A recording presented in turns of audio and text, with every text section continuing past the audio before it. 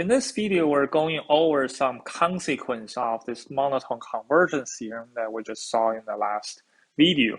So monotone convergence theorem is a really powerful theorem, and as we can see, it will lead to many very useful properties. So first of all, the first consequence I would like to talk about is probably the limit in terms of simple functions. So when we talk about the simple functions, we saw that if we have f is positive, okay, then of course it's measurable. Then actually you can find a sequence of simple functions. So let's call them phi n. Simple, and they're all positive, and they're actually increasing. Phi n is increasing, and also the limit of these simple functions is equals to f. Okay, this is the pointwise limit of phi n is equal to f. Okay. So by the monotone convergence theorem, immediately what you know is that if you take the integral of each of these phi n, well, then you get that's equals to the integral of f, okay?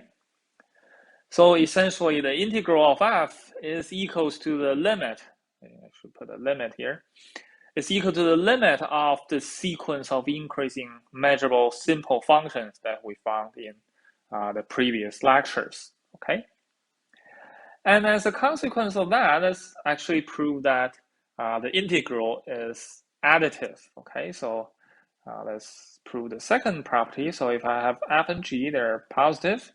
Okay, then if of course they have to be measurable, then actually let's prove that their sum f plus g d mu is equals to the sum of their integral. Okay, so last time when we talked about this integral, when we defined the integral, we didn't really have this property yet, but after we proved the MCT, this is a really simple result. Okay, so how do we prove this? Well, we know that each of these f and g can be approximated by some simple function. So let's pick a sequence, let's call it phi n. So these phi n are increasing, simple, and it approximates the f of x. So let's say the f of x is the pointwise limit. And I can do the same for g. So I have some gn. Well, g is approximated by the psi n. Again, they're simple. And g is the pointwise limit of the sequence psi n. Okay. Now I have two such increasing simple functions, and I can take their sum. So if I take their sum, I have 0 less than equals to phi n plus psi n. Okay, so their sum, you can clearly see their sum is now a sequence of increasing functions. You don't really need them to be simple, but they are really simple. So let's just say they're simple. You don't really need this for MCT. And the point is the pointwise limit of their sum is equals to the sum of f and g. So you take psi n and phi n of x, and you go to the limit, that give you the sum. Okay. So by the MCT, what you get is that the integral of this limit f plus g d mu is just the limit of these simple functions. So that's equals to the limit, n goes to infinity, of the integral phi n plus psi n d mu.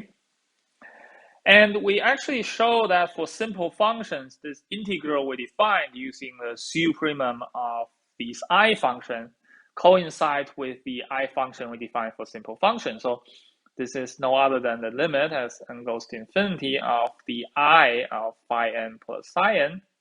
Okay, and these I function we saw, they are linear, so I can break it into I of phi n, and let's also break the limit I of psi n, and these I of phi n, because phi n is increasing and converge to f, they converge to the integral of f, and similarly for the psi n, so these are psi n's, so the psi n converge to the integral of g. Okay, so this proves this last bit of property where we actually now know this integral is linear. Okay, we saw it's, you can do the scalar multiple, you can pull out the scalar outside, but we didn't show it's actually additive. Okay, so now we have it's additive. And in fact, it's not only is additive, we have something stronger. So let's do the third one. We actually have this, the sum is countably additive. Okay, so it's something looks like a sigma additivity. So what I mean by that is if I take fn, they're positive measurable functions, then if I consider, so here n is greater than or equal to 1, it's a sequence of functions. Then if I want to take their summation, so their countable summation, well, I know this is a measurable function, so I can do the integral. Well, this integral is equals to the countable sum of the integral of each one of them. Okay, so you can kind of interchange the summation, countable summation, with the integral. Okay, you not only have a finite sum, but actually translate into a countable sum.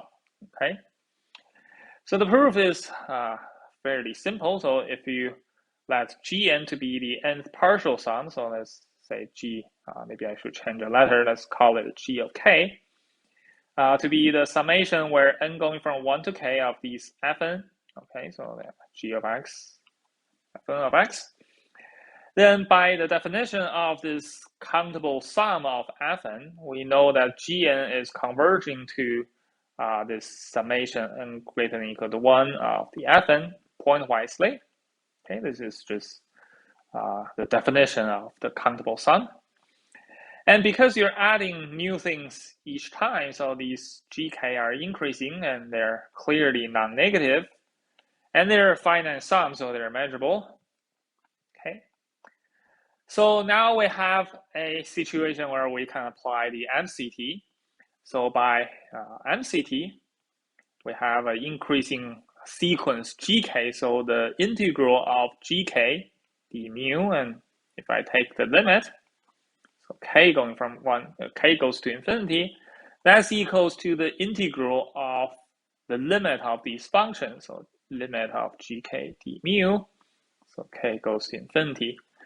And the limit of gk we saw is just the countable sum of these fn. Okay. But on the left-hand side, each of these gk is a finite sum. Okay, so this is this summation is a finite sum. So you do the integral n going from 1 to k of these fn d mu. And because we saw the integral is additive, so you can use induction, because if you have two functions, you can break it into the sum of their integral. Now you have finitely many of them, you can use induction and show that it's essentially the finite sum of their integral. Okay, so this is summation n going from 1 to k of the integral fn d mu. So this is where we actually use the integral is additive. Just two of them is additive, so you can extend it to finitely many of them. But by definition, this summation is essentially just the